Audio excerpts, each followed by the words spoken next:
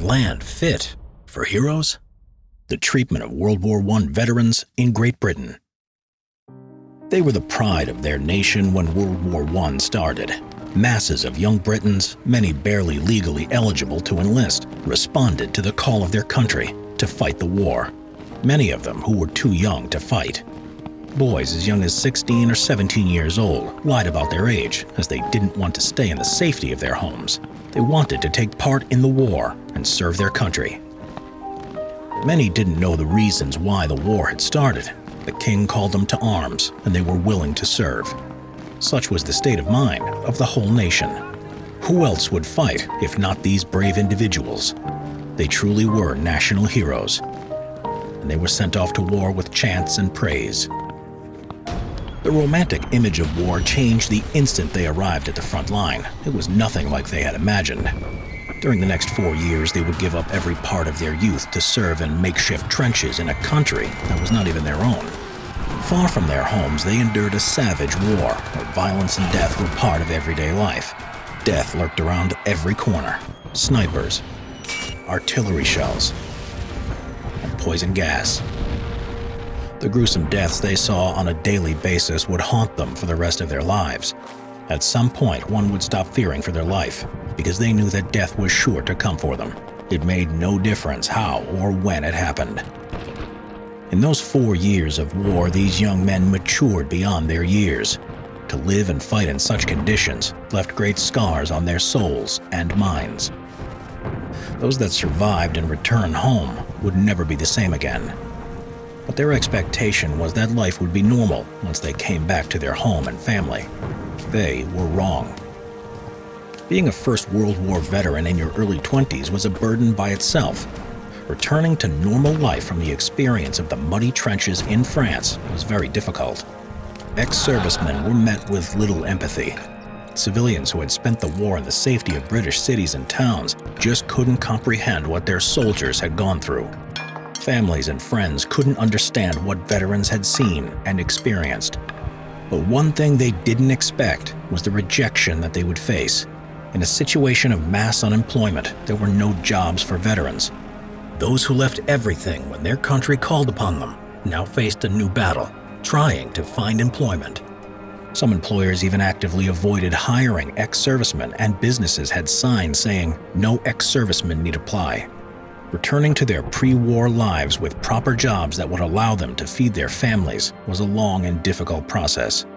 The government, pressured by the increasing number of jobless veterans, failed to respond to their demands and provide adequate pensions and employment. Veterans felt resentment towards their government. In response to this, organizations were formed to help them find their way back to civilian life. In 1921, the 4 largest veterans organizations united into the British Legion. Service, not self, was their motto.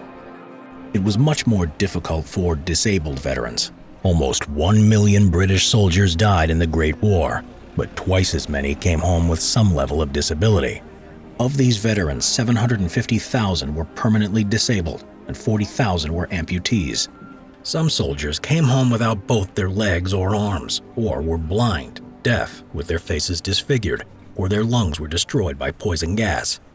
Thousands suffered from shell shock, a psychological condition known today as PTSD, post-traumatic stress disorder.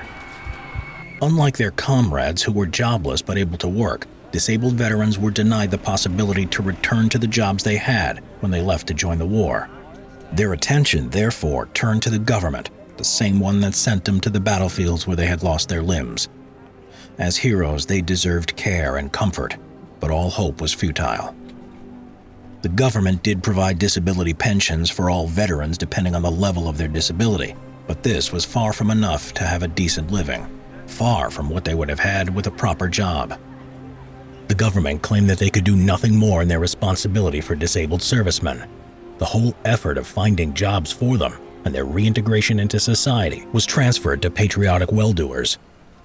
In such a situation, a number of movements, organizations, and individuals put together courses and training programs for veterans to learn new skills that could help them find new jobs.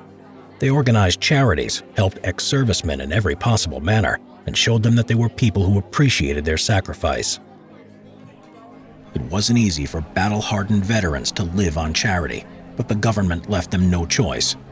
Of all the major belligerent European states, only Great Britain relied on voluntary efforts to employ disabled ex-servicemen. At the time, an image of a limbless veteran begging on the streets was a common sight, not just in Great Britain, but across Europe. Soldiers who fought against each other in the war shared the same fate. However, only in Great Britain were unsatisfied veterans restrained from turning their anger into violence. In Germany, where they also had a large population of disabled veterans, riots and uprisings were frequent occurrences. In France, veterans' organizations were often involved in various political pressures on the government, and therefore had a greater impact on the state's policy towards them. British veterans of the First World War had trusted their nation when the war had started in 1914. But after 1918, it seemed like the promise of a land fit for heroes was not a reality.